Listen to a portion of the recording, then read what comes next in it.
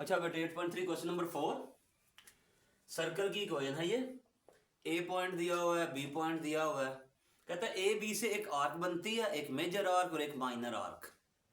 आपने प्रूव ये करना है, यानी अगर रफ स्केच करें तो कुछ यूं कि ये सब सपोज ए पॉइंट है, ये बी पॉइंट है, तो हमें प्रूव ये करना है कि ए बी आर्क का सेंट्रल एंगल, इसे कहते हैं सेंट्रल एंगल, और ए बी आर्क अगर हम इधर से पढ़ें ए डी बी अगर कह रहे हैं आप इसको, इसे मेजर आर्क बोलते हैं, इसे माइनर आर्क बोलते हैं।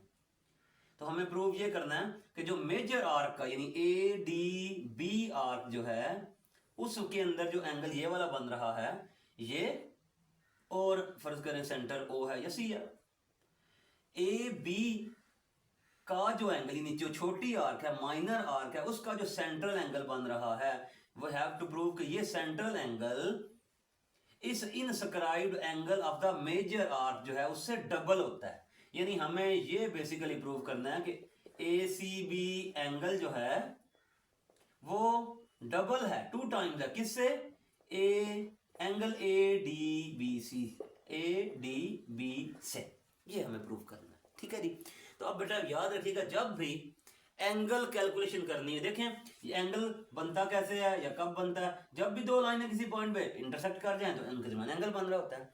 और जब भी लाइनों की स्लोप्स की मदद से आपने एंगल ढूंढना होता है, तो कोई भी पॉलीगॉन हो या कोई भी फोटो हो, ठीक है, उसके लिए बड़ी इंपॉर्टेंट बात है कि आपने उसकी एक्चुअल स्केचिंग करनी है। उस क्वेश्चन की हमेशा आपने एक्चुअल स्केचिंग करनी है, जिससे एंगल एक्यूरेट आपको मिलेगा, अदरवाइज एंगल में प्रॉब्लम आ सकते हैं।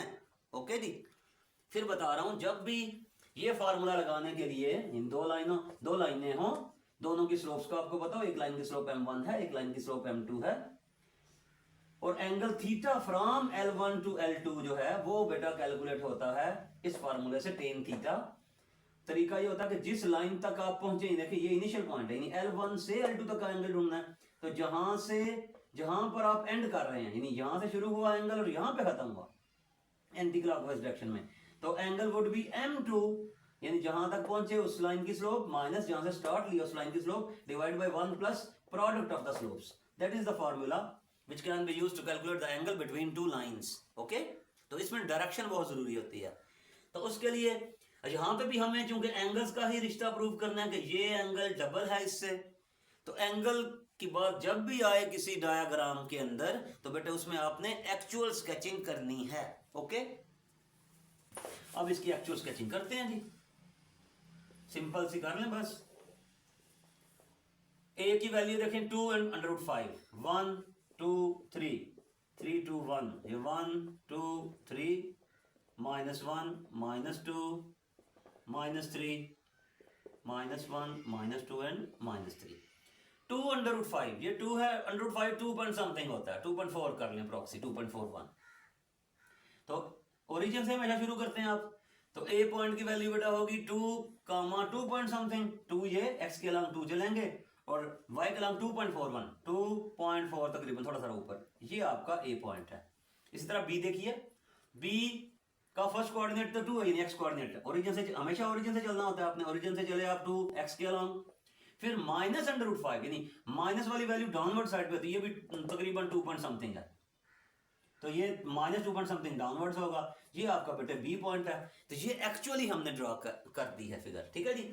अच्छा, फिर ऑब्जर्व करें, ये एक सर्कल है, स्टैंडर्ड सर्कल, इसका आपको पता है, इसमें सिंगल x की पावर 1 और x की पावर 2 चूंकि प्रेजेंट नहीं है, लिहाजा इस सर्कल का सेंटर 0 0 पर है, तो ये सर्कल का सेंटर है। और दूसरा, ये 9 इज द स्क्वायर ऑफ 3, ये 3 स्क्वायर है, तो इट मींस इस सर्कल का बेटा रेडियस जो है वो 3 है। तो मैं सर्कल थोड़ा ड्रॉ करता हूं, 3 रेडियस है और सेंटर ओरिजिन पे है, तो 3 इधर 3 इधर, यानी इधर इधर इंटरसेक्ट करके गुजरेगा सर्कल आपका, और ए पॉइंट बी पॉइंट में से भी गुजरेगा, क्योंकि उसने खुद कहा हुआ है क्वेश्चन देने वाले ने कि ए बी एक आर्क है, तो अगर आर्क है ये, तो ये पॉइंट लाजमी बात है सर्कल पर होंगे, ठीक है बेटा। तो प्रूव ये करना है कि ए से बी आर्क जो है, जो माइनर आर्क है उसका एंगल डबल होता है, और जो मेजर आर्क है A, suppose name it as D, ये सपोज सेंटर जो है वो सी, तो ए डी बी का जो एंगल है वो और ए सी बी का जो एंगल है उनका रिलेशन ये है कि A C B angle is double, is twice, is 2 times than the angle between A D and B. तो इन पॉइंटों को आप ज्वाइन कर देते हैं ऐसे। सपोज ये एंगल बेटा θ2 है। अच्छा, इसे ज्वाइन किया ए पॉइंट को डी के साथ, बी को भी डी के साथ ज्वाइन किया। तो बेटा देखिए, सपोज दिस एंगल इज θ1, तो अब थीटा की फॉर्म में हमें क्या प्रूव करना है? θ1 और θ2 का रिलेशन ये θ2 मस्ट बी 2 टाइम्स θ1, ये हमें प्रूव करना है। ओके जी, अब चलते हैं डी की तरफ। डी के कोऑर्डिनेट्स हम ढूंढ सकते हैं कैसे? With the given data. फिर सुनिए बेटा, ए से बी ये छोटी नजर भी आ रहा है आपको, ये स्मॉलर आर्क है, इसे माइनर आर्क बोलते हैं। और जो इस साइड से आप जाएंगे तो ए, इस पॉइंट का नाम हमने सपोज रख लिया डी, तो ए डी बी जो है इसे मेजर आर्क कहते हैं। तो ए डी बी का जो एंगल है वो θ1 है और ए सी बी का एंगल θ2 है। We have to prove θ2 is equal to 2θ1। अच्छा, अब एंगल ढूंढने के लिए बेटा हमें लाइनों की स्लोप्स चाहिए होती हैं। तो कोई मसला नहीं, हमारे पास जब पॉइंट हो तो हम उन लाइंस की स्लोप्स ढूंढ सकते हैं इजीली। तो डी पॉइंट की जरा कोऑर्डिनेट्स ढूंढिए बेटा। देखें, ओरिजिन से यानी सेंटर से ये पॉइंट 3 डिस्टेंस राइट पे, यानी रेडियस ऑफ द सर्कल 3 है। तो सेंटर से लेफ्ट साइड पर भी -3 तक जाएंगे तो वो रेडियस ऑफ द सर्कल होगा। इट मींस के इस पॉइंट से भी सर्कल गुजर रहा है। और तो यहां से पता ये चला कि डी के बेटा कोऑर्डिनेट्स होंगे कितने? -3 और 0, क्योंकि सेंटर से सर्कल के किसी पॉइंट तक का जो डिस्टेंस है वो रेडियस होता है।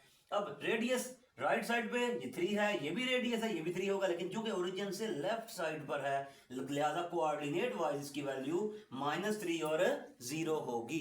क्योंकि ये x की वैल्यू -3, y की वैल्यू 0 इसलिए क्योंकि ये पॉइंट ऑन एक्स एक्सिस है और ऑन एक्स एक्सिस y बेटा 0 होता है। ठीक हो गया जी। अब हम चलते हैं जी, कंपेयरिंग 1 विद स्टैंडर्ड सर्कल के साथ इसको कंपेयर कीजिए, is equal to A square. अगर मजीद इसको करना चाहते हैं, यही नहीं, आपको पता है कि इसमें अब चैप्टर एंड होने वाला है। जब x की पावर 1 और y की पावर 1 वाली टर्म्स ना हो तो सर्कल का सेंटर 0 0 पे होता है। तो इसे कंपेयर कीजिए तो ये बन गया कि A square is equal to 9 implies a is equals to 3 and a is the radius of this circle। Okay जी, a की वैल्यू 3 आ गई। Also centre C of circle 1 lies at origin 0 0। तो सेंटर जो है बेटा वो ओरिजिन ही है आपका। ठीक हो गया जी। अब चलते हैं एंगल्स के कैलकुलेशन की तरफ। एंगल की कैलकुलेशन में मैंने अभी बताया, फिर बता रहा हूं दूसरी तीसरी दफा कि स्केचिंग, एक्चुअल स्केचिंग जरूरी है, वो हमने की। फिर एंगल हमेशा एक्चुअल स्केचिंग हो जाए तो बेटा एंगल ढूंढने के लिए एंटी क्लॉक डायरेक्शन जरूरी है, एंटी क्लॉक। तो इसकी एंटी क्लॉक डायरेक्शन बेटा बनेगी इधर से इधर। तो θ1 is the angle from BD to AD, इधर से इधर तक। ठीक हो गया जी। तो ये पहले हम ये एंगल ढूंढ लेते हैं। इसी तरह इन्हीं लाइनों पे हम ये एंगल ढूंढ लेंगे, इसकी भी एंटी क्लॉक डायरेक्शन बेटा ये बनती है, यानी फ्रॉम BC टू AC। ठीक है जी। तो अब स्लोप्स ढूंढते हैं पहले इसकी।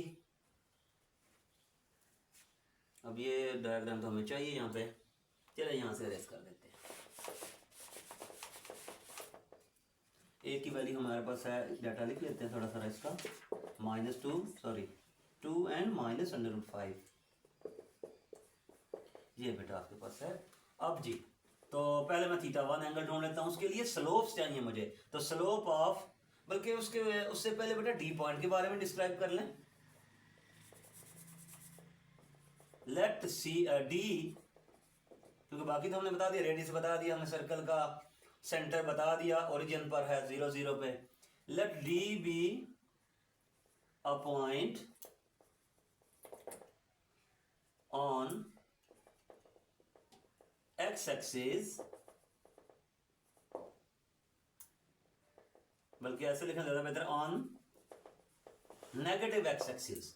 देन डी के कोऑर्डिनेट्स बेटा, डी के क्या होंगे, कोऑर्डिनेट्स, ये मैंने आपको अभी समझा के आया हूँ कि कोऑर्डिनेट्स कैसे होंगे इसके। ये coordinates of D will be -3 and 0, चूंकि यहाँ से यहाँ तक का कोऑर्डिनेट वाइज जो ये वैल्यू है, ये -3 है और ये पॉइंट एक्स एक्सिस पर है, तो इसके कोऑर्डिनेट्स होंगे -3 और 0। तो हमने पर्टिकुलरली एक्सिस के ऊपर पॉइंट लिया अपनी आसानी के लिए, ठीक है जी। अदरवाइज अगर ये पॉइंट आप लेते तो भी मेजर आर्क भी बनती है, माइनर आर्क भी बनती है और एंगल बनते हैं, ठीक है। तो सिर्फ फॉर सिंपलिसिटी हमने ये पॉइंट डी जो है वो एक्स एक्सिस के ऊपर लिया हुआ, नेगेटिव एक्स एक्सिस के ऊपर। ये डी के बारे में डिस्क्रिप्शन आ गई जी। अब चलते हैं स्लोप्स की तरफ। Now slope of line B D, बेटे स्लोप का फार्मूला होता है, मैं लिख देता हूँ जनरल फार्मूला, जब पॉइंट्स का पता हो तो y2 minus y1 over x2 minus x1, name it as 1 m1।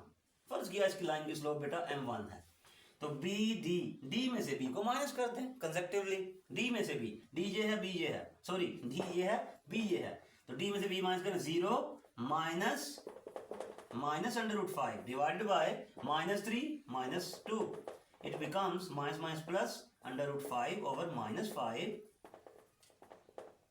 इसको सिंप्लीफाई करें, किसी भी 5 को 2 दफा स्क्वायर रूट में लिखा जा सकता है, ये इससे कैंसिल आउट हो गया, तो m1 बेटा मिल गया हमें -1/√5। ये स्लोप हमने ढूंढ ली BD लाइन की, हमें 4 स्लोप्स ढूंढनी है, BD की ढूंढी, अब AD की ढूंढते हैं, ठीक है जी। फिर वो फार्मूला हम यूज करेंगे। चलिए अब मैं इसे इरेज कर देता हूँ, आपने नोट कर लिया था। अगेन स्लोप ऑफ AD, फिर वही फार्मूला y2, चूंकि हमें A और D दोनों पॉइंट्स का पता है, तो y2 minus y1 over x2 minus x1, तो y2D को हम y2 के तौर पे ले लेते हैं जिसको, 0 minus √5 divided by -3 -2, it becomes minus √5 over 5, minus minus cancel out हो गया 5। बेटा जब सेम सेम नंबर हो, एक पर स्क्वायर रूट हो एक पर ना हो, तो जिस पर नहीं होता उसको हम 2 स्क्वायर रूट्स की फॉर्म में लिख सकते हैं। तो बेसिकली ये हाफ पावर ये है, हाफ ये, हाफ प्लस हाफ 1 पावर ये, तो 5 की 1 पावर को हमने 5 हाफ लिखा। इसका फायदा ये हुआ कि ये कैंसिल आउट हो गए। इसका नाम रख लें m2, तो m2 की वैल्यू आपको बेटा मिल गई 1/√5। तो दोनों स्लोप्स आपने ढूंढ ली, एक -1/√5 और दूसरी +1/√5। तो पहले इसका एंगल निकाल लेते हैं। एंगल θ1 कहां से कहां तक दी, from line BD, from line BD to line AD is, formula क्या कहता है, tan of θ1 वुड बी, जिस लाइन पर पहुंचे उसकी स्लोप, जिस पर आप पहुंच रहे हैं यानी इधर से इधर तक, उसकी स्लोप बेटे m2 रखी हुई है हमने, ठीक है ना। तो फार्मूला बनेगा m2 minus m1 over 1 plus m2 into m1। अब इस फार्मूले में वैल्यूज लगा देते हैं जी।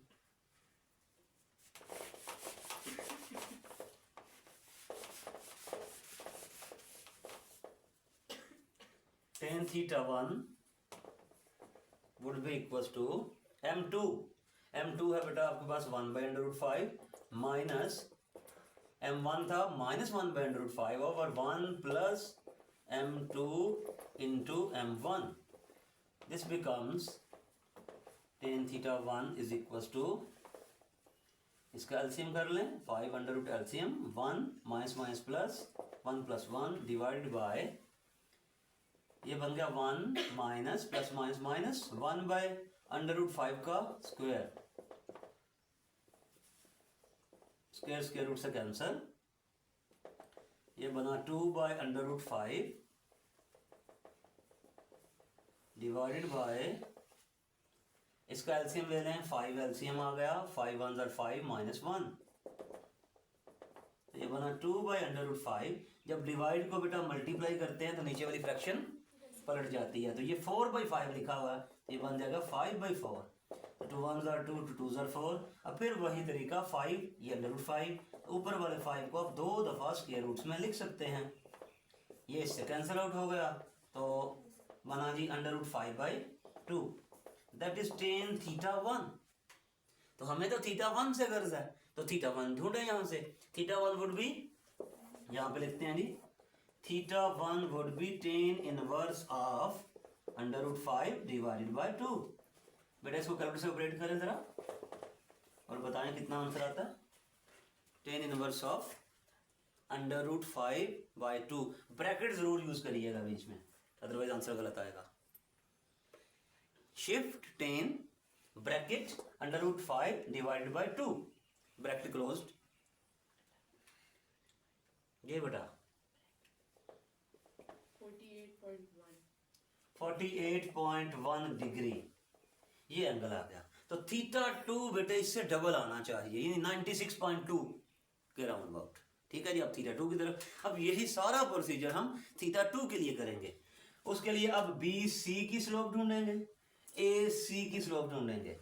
वो कंपैरेटिवली आसान है क्योंकि C.00 है। ठीक है, 0 तो 0 की कैलकुलेशन कंपैरेटिवली आसान होती है आपकी।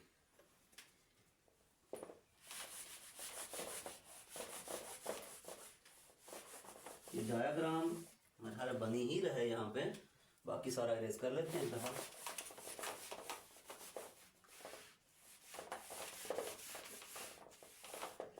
अगेन जी, slope of line BC, B और C की वैल्यू आपको पता है, यहाँ पे C is the centre which is at origin in 0 ये θ2 है।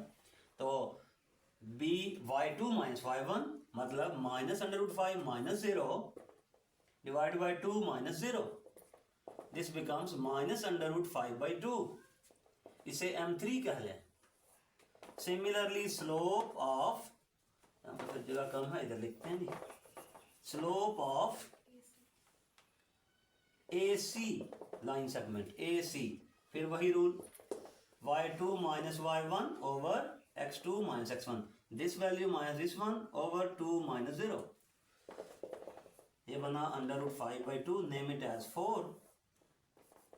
तो angle θ2 from BC to AC is given by, θ2 का फार्मूला लिखते हैं θ2 के लिए। तो बेटे फिर हम तरतीब इसमें चूंकि बहुत जरूरी होती है, अदरवाइज एंगल टोटली डिफरेंट आते हैं। स्केचिंग भी जरूरी है, तरतीब भी, हमेशा एंटी क्लॉक जाएंगे। तो अब देखिएगा, इस लाइन की स्लोप बेटे हमने रखी M3, इस लाइन की स्लोप रखी M4। तो जहां पर आप पहुंच रहे हैं, यानी यहां से यहां तक का एंगल ये ढूंढना है हमने, और जिस लाइन पर पहुंच रहे हैं उसकी स्लोप M4 है। तो formula will be M4 - M3। ठीक है जी, M4 - M3 divided by 1 + M4 M3। इसमें वैल्यू सब्स्टिट्यूट करें, tan θ2 is equal to M4 है जी आपके पास √5/2 minus √5/2 divided by 1 + M4 M3 in this into this. ये बेटा ऊपर बन गया जी √5, एलसीएम ले लें 2, इसका एलसीएम आ गया √5 minus plus √5 whole divided by, इसका एलसीएम 2 2s are 4, या अगर आपने करना है इसको थोड़ा सिंप्लीफाई तो पहले कर लें बेशक आसानी के लिए। 1 का 1 plus minus minus √5 5 square root cancel हो जाएगा स्क्वायर से, तो ये बन जाएगा 5/4। ये ऊपर बना बेटा जी 2 √5, एक ये और एक ये 2 √5 हो गया, divide by 2 whole divide by 4 1s are 4 -5, इस नीचे वाले का एलसीएम लिया 4 - 5/4। अब इस फ्रैक्शन को पलट दें बेशक, ये 2 2 कैंसिल, ऊपर आ गया √5, डिवाइड में लिखा हुआ है। अच्छा, जो मेन फ्रैक्शन होती है वो हमेशा बड़ी लगाते हैं, जो सबसे पहले थी क्वेश्चन में, और उसी के सामने इक्वल लगाते हैं क्योंकि सारी कैलकुलेशन उसके अकॉर्डिंगली होंगी। तो ये डिवाइड, इसको मल्टीप्लाई किया, ये लिखा हुआ है -1/4, ये बन जाएगा 4/-1, तो this becomes minus plus minus minus 4√5 tan θ2, हमें θ2 चाहिए, तो tan इनवर्स ऑफ 4√5 माइनस के साथ करें इसको ऑपरेट जी, -83.6, शाबाश, -83.6 डिग्री। अब बेटे नेगेटिव एंगल आने का मतलब ये है, जब भी दो लाइनों के दरमियान एंगल आपने कैलकुलेट किया नेगेटिव आ जाए तो आपने खुद से 180 उसमें प्लस करना होता है ताकि वो पॉजिटिव बन जाए, क्योंकि दो लाइनों का मैक्सिमम एंगल जो है वो 180 ही हो सकता है। तो यहाँ से आप थीटा 2 कैलकुलेट करें जी, तो थीटा 2 वुड भी इसको पॉजिटिव करने के लिए 180 प्लस करेंगे, क्योंकि दो लाइनों का मैक्सिमम एंगल 180 होता है। तो ये असल में क्लॉकवाइज तरीके पे काउंट हुआ है, तो एंटी क्लॉक करने के लिए इसमें 180 प्लस किया। करेंगे ऑपरेट इसको, ये क्या बना 96.3 डिग्री। तो बेटा देखें थीटा 1 कितना था आपके पास 48.1 था, तो ये उससे डबल नहीं आ रहा, अप्रोक्सीमेटली सिर्फ 0.15 का फर्क आ रहा है। ओके, वो कोई फर्क नहीं होता।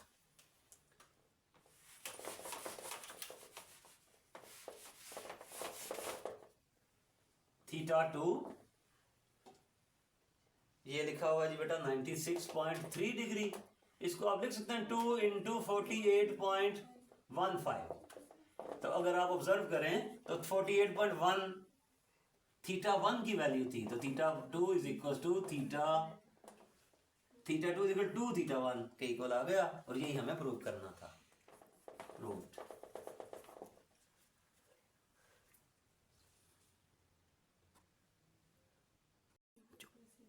अच्छा बेटे, क्वेश्चन नंबर 5, ये एक सर्कल की कोइन है, एच दिया हुआ है, ए दिया हुआ है, कहता है show that the angle in a semi circle, ये एक सर्कल है पूरा, इसका सेमी सर्कल यानी आधा सर्कल जो है उसका जो एंगल है उसके अंदर बनता है इनसक्राइब्ड एंगल, उसको कहते हैं, वो राइट होता है हमेशा। दुनिया के किसी भी सेमी सर्कल में इनसक्राइब्ड एंगल जो होता है वो हमेशा राइट एंगल होता है। अच्छा, सबसे पहले तो वैल्यू सब्स्टिट्यूट करें इसमें, जो h की वैल्यू है वो पुट कर दें, put h is equal to 1 और a इज इक्वल टू 2, ये बन गया x minus 1 whole square plus y square is equal to 2 square. इसको थोड़ा सारा और स्टाइल में लिखते हैं, स्टैंडर्डाइज फॉर्म में। अगर मैं इसको एक्सपेंड करूं, कंपेयर करूं x square plus y square plus 2gx plus 2fy plus c is equal to 0 के साथ, तो तब भी मुझे सेंटर और रेडियस मिल जाएंगे। लेकिन ये चूंकि ऐसे लिखा जा सकता है, आधा काम उसने खुद कर दिया आपको, x minus something whole square, y square को बेटा लिख सकते हैं ना क्या, y माइनस, शाबाश, y minus 0 whole square is equal to 2 square. तो जो 8.1 में आप इक्वेशन यूज करते रहे वो यही करते हैं ना। सर्कल की इक्वेशन क्या होती है, x minus A square plus y minus b square is equal to r square.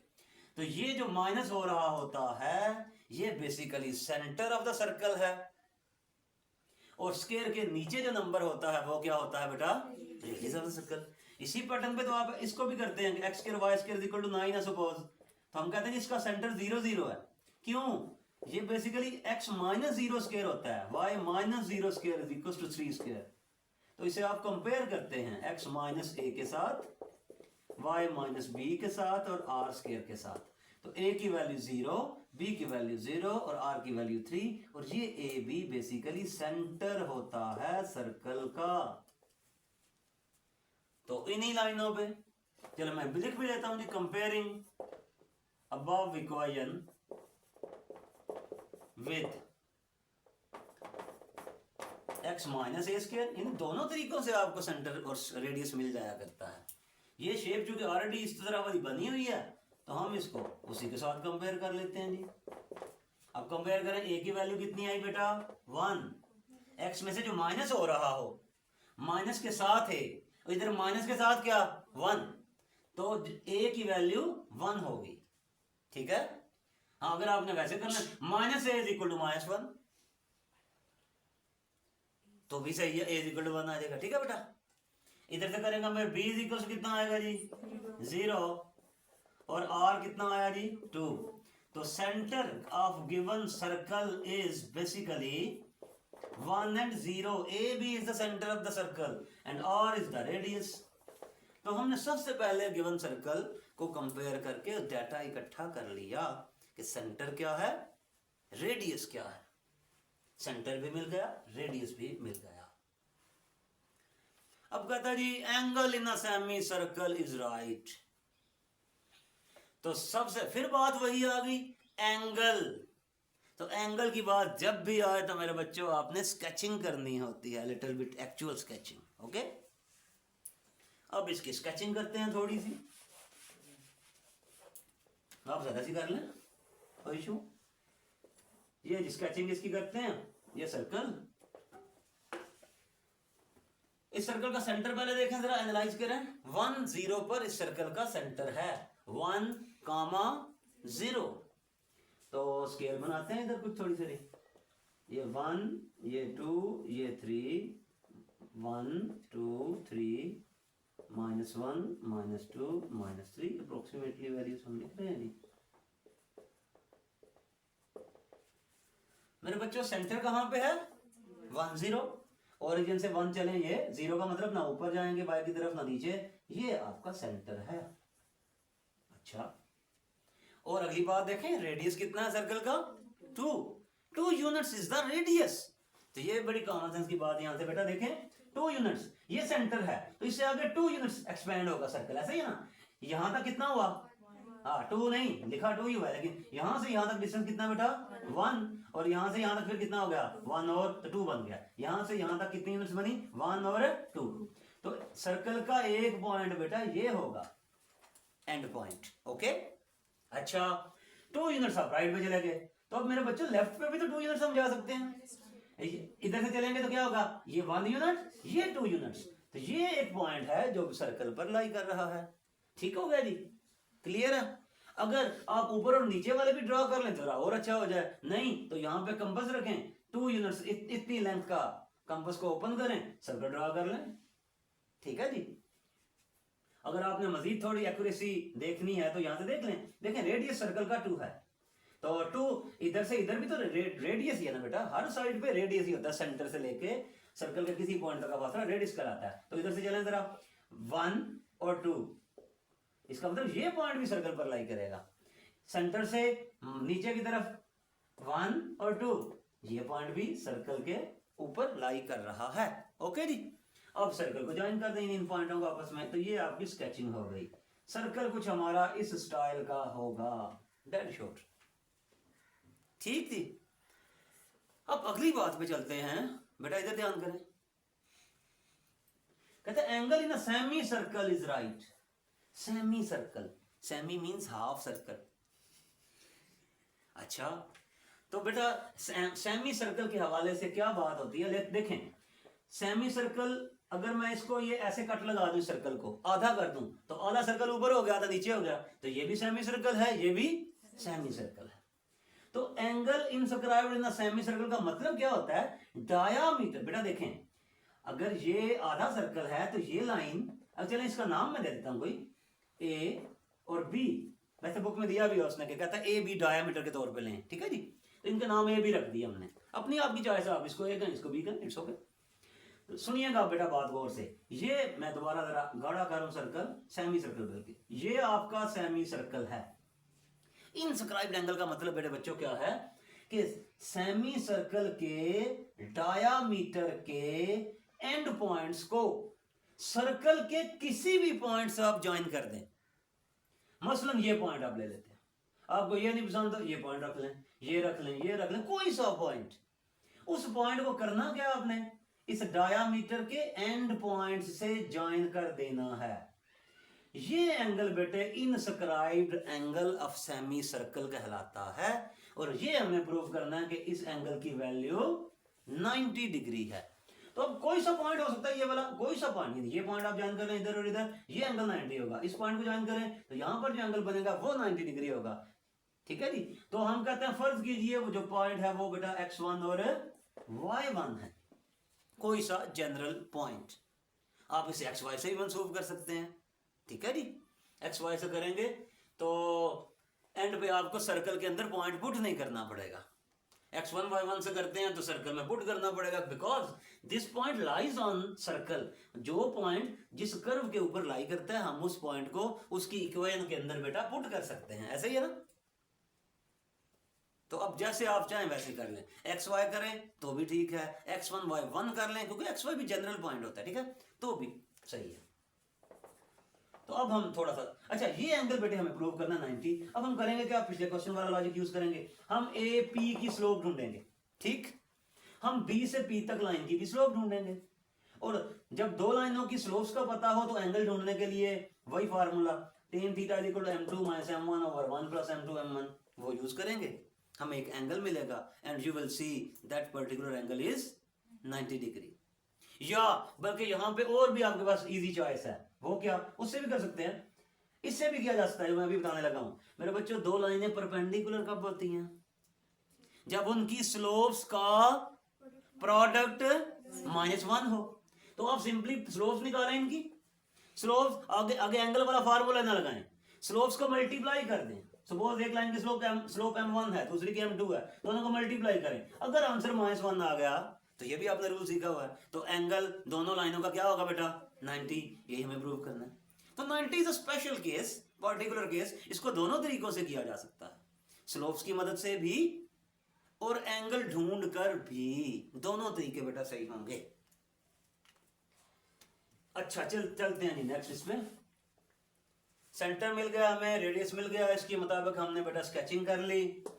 अच्छा now let A B be diameter along x axis, ये एक्स एक्सिस के अलोंग है एज शोन, हमने डायग्राम बनाई इसके अकॉर्डिंगली। तो हियर कोऑर्डिनेट्स आर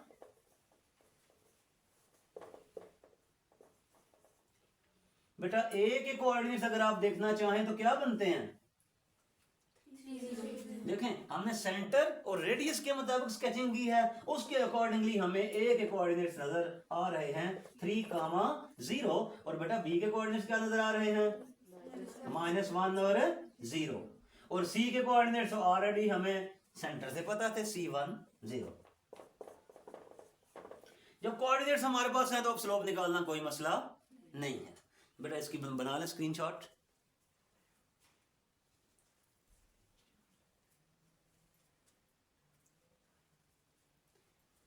अच्छा इस इक्वेशन को कोई नंबर भी दे लें, इसको हम यूज करेंगे एंड पे जाके, इसे 2 कह देते हैं, ठीक है जी। चलिए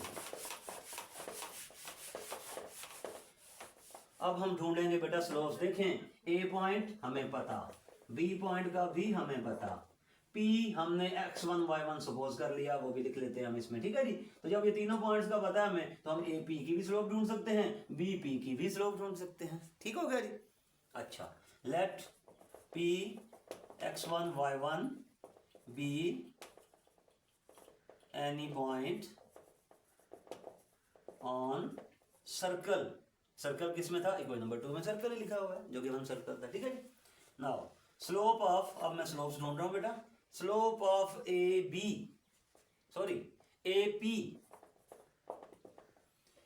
y2 वही फार्मूला जी, y2 माइनस, जब दो पॉइंट्स का पता हो तो y2 minus y1 over x2 minus x1, value substitute करें, यानी इस एक पॉइंट को x1 y1 कंसीडर कर लें, एक को x2 y2 कंसीडर कर लें, आपकी अपनी चॉइस है। ये सिंपली y को डिफरेंस लेना होता है और x का डिफरेंस लेना होता है, y का डिफरेंस बनता है y1 minus 0 divided by x का डिफरेंस है जी x1 minus 3, name it as m1, ये m1 आ गया। सिमिलरली स्लोप ऑफ b से p लाइन क्या होगी बेटा, b से p में से b को माइनस कर दें, it would be y1 minus 0 over x1 minus -1 which becomes y1 over x1 plus 1, ये आपकी दूसरी स्लोप आ गई, ठीक है जी। हमने इनको मल्टीप्लाई करना है और आंसर बेटा कितना आना चाहिए -1। तो नाउ अब हम इसको m1 m2 करते हैं जी, चलिए इसलिए इसका देखते हैं।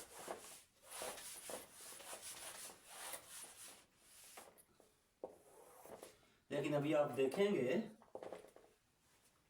ये आ जी y1 over x1 minus 3 into y1 divided by x1 plus 1, multiply करें न्यूमरेटर में y1 इंटू y1 स्क्वायर, नीचे मल्टीप्लाई करें it would be x1 square plus x1 1 jar x1 minus 3x1 and -3, तो y1 square over x1 square minus 2x1 minus 3, m1 into m2 का बेटे ये answer आ गया, लेकिन आंसर आना कितना चाहिए था? -1। अब ये -1 नहीं है, कोई मसला नहीं, नेम इट एज 3। तो अब जरा चलिए दोबारा से, ये पॉइंट मेरे बच्चों सर्कल पर भी तो लाई करता है ना, तो जो पॉइंट जिस कर्व पर लाई करता है हम उसको उसकी इक्वेशन में पुट कर सकते हैं और वहां से वैल्यू हम यूज कर सकते हैं, ठीक है जी। तो अब now since px1 y1 lies on circle 2, this implies हम इस पॉइंट को बेटा सर्कल में पुट कर लेंगे, सर्कल की इक्वेशन में। और सर्कल की इक्वेशन थी आपके पास x माइनस कितना था जी आपके पास लिखी हुई है बेटा? x minus 1, okay, whole square, आगे plus y square equals to A square था, कोई नंबर था 2 स्क्वायर। तो इस सर्कल पर ये पॉइंट लाई करता है। जब ये पॉइंट सर्कल पर लाई करता है तो हम इस पॉइंट को सर्कल की इक्वेशन के अंदर पुट कर सकते हैं। तो x की जगह पे क्या पुट करेंगे बेटा? x1, y की जगह पे पुट करेंगे y1। It means this must be equal to this one. इसको थोड़ा हल करें, थोड़ा सिंप्लीफाई करें, स्क्वायर खोल लें। x1 square plus 1 minus 2x1 plus y1 square is equal to 4। अच्छा, यहां से अब वैल्यूज निकालें बेटा। ये देखिए ये वैल्यू, अब दो ऑप्शन यूज कर सकते हैं। ऊपर y1 स्क्वायर लिखा हुआ है, ठीक। अब यहां से y1 स्क्वायर की वैल्यू निकाल लें और वो यहां पे पुट कर लें, एक बात। दूसरी बात, ऊपर y1 की ना निकालें, आप इस डिनोमिनेटर की वैल्यू यहां से निकाल लें, वो भी आपको मिल जाएगी। जैसे आपको अच्छा लगे वैसे कर लें जी। आप क्या करना है, y1 स्क्वायर निकालें या ये नंबर ढूंढ लें, y1 square, okay. y1 square इधर ही रहने दें, इन टर्म्स को उठा के बेटा उधर ले जाते हैं, तो ये बन जाएंगे जी minus x1 square minus 1 plus 2x1 and plus 4 already उधर ही है। तो ये बेटा बन गया y1 square is equal to minus x1 square plus 2x1 minus 1 और plus 4 plus 3।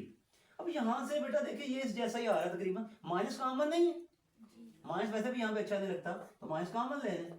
x1 square minus 2x1 plus 3, name it as 4 okay sorry minus y3। तो y1 स्क्वायर की वैल्यू बेटा ये आ गई। ये वैल्यू हम y1 स्क्वायर की जगह पे ये वाली वैल्यू हम यहाँ पे पुट करते हैं, तो आप देखेंगे नजर आ गया होगा कि आंसर इसका -1 आ रहा है। Put 4 in 1, sorry 1 in 3, put 4 in 3, you will get m1 into m2 is equals to y1 square, और y1 स्क्वायर की वैल्यू हमने ये वाली सब्स्टिट्यूट कर दी, x1 square minus 2x1 minus 3 divided by x1 square minus this. अब देखिए ये same number है, ये कैंसिल आउट हो गए, बाकी बच गया -1। The product of the slopes is -1। It means since product is -1 this implies जिस लाइन की ये स्लोप थी, जिस लाइन की ये स्लोप थी, वो परपेंडिकुलर है। वैसे m1 स्लोप किसकी थी बेटा? लाइन ए पी की थी, और m2 किसकी थी? b से p की थी। तो this implies AP is perpendicular to BP, hence proved. यही हमें प्रूव करना था बेटा कि AP और BP लाइन के दरमियान 90 डिग्री एंगल है, एंड वी हैव डन।